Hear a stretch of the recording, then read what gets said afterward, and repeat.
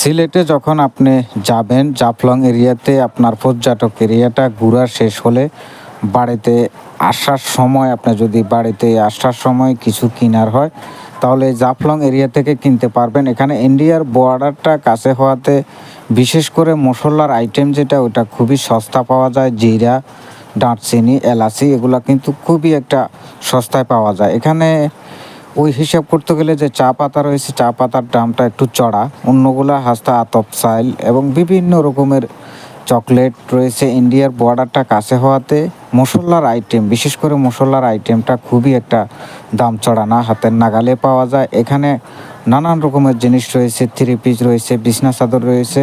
সমস্ত মাল কিন্তু এখানে পুরোটাই ইন্ডিয়ার থেকে আসা মাল। বর্ডারটা কাছে হওয়াতে ইন্ডিয়া থেকে মালামাল এসে এখানে বিক্রি করা হয়। যারা আপনারা আসবেন অবশ্যই কিছু না কিছু কিনে নিয়ে আসবেন। ধন্যবাদ।